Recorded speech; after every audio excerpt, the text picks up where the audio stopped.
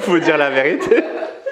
Vraiment, ces interviews qui te déglinguent en 2 minutes, je pense que je vais aller me jeter juste après.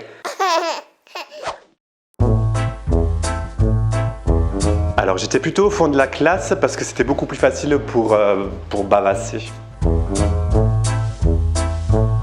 Quand j'étais gamin, figure-toi que j'étais un petit peu cinéaste parce qu'en fait j'avais une vieille caméra et je filmais beaucoup ma soeur. On faisait des séries télé genre Les Feux de l'amour, mais c'était un peu écrivain puisque c'était quand même des scénarios fort alambiqués où genre le père avait couché avec la sœur, enfin, c'était très complexe. Donc j'étais un peu des deux en fait. Alors l'objet qui me rappelle mon enfance, c'est ça. Forcément un livre, c'est très important pour moi les livres. Et Le Petit Prince parce qu'on me l'a offert très jeune et que je crois qu'il a changé ma vie. Et pour moi il est super capital parce que je l'ai lu je pense à peu près 433 fois. Et à chaque fois j'ai trouvé quelque chose dans ce livre.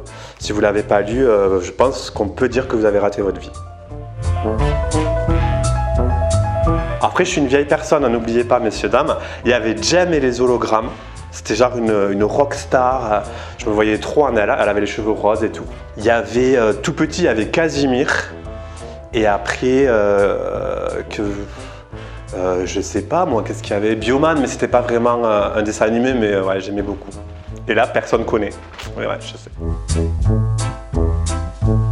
Alors moi, j'étais plus princesse Disney parce que quand j'étais enfant, Toy Story, c'était pas sorti.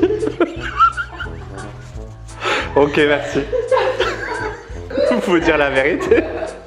Vraiment, ces interviews qui te déglinguent en 2 minutes, je pense que je vais aller me jeter juste après.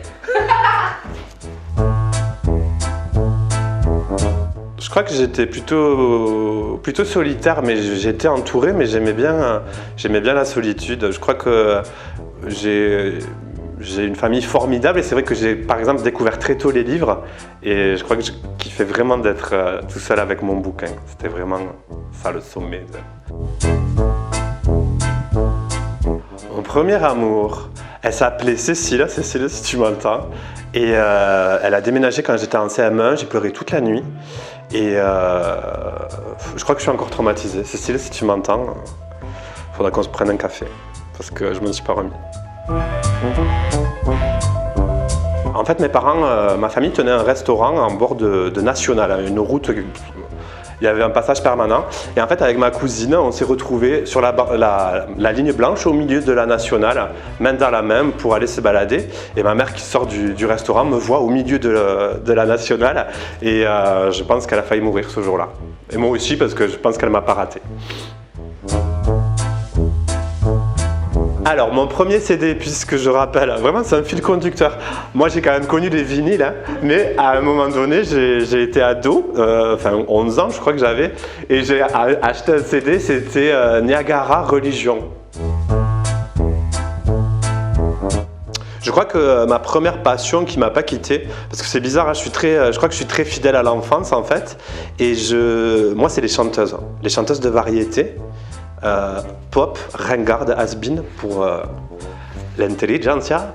Pour moi, ça a été une vraie passion très jeune grâce encore à ma maman qui aimait beaucoup la musique.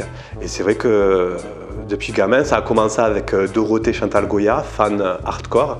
Et puis après, ça a continué avec Mylène Farmer, entre autres. Enfin, j'ai une passion, les chanteuses me touchent énormément, je ne sais pas pourquoi. Ah non, alors bon. Je vous le dis. Alors, en fait, quand j'étais gamin, je demandais à tous les messieurs, comme quoi il y avait déjà un terrain, de me montrer leurs chaussettes. Donc, comme je disais, mes parents travaillaient dans un restaurant, donc quand il y avait je sais pas, 20 personnes au bar, je n'hésitais pas à aller demander à voir leurs chaussettes. C'était un truc de fou. Même dans la queue au supermarché, je m'approchais des messieurs et je leur demandais de me montrer leurs chaussettes. Ma mère, mes parents adoraient ça, évidemment. C'est pas gênant. Et le pire, c'est que je le raconte. J'aurais pu essayer de mourir avec ça, mais je le raconte.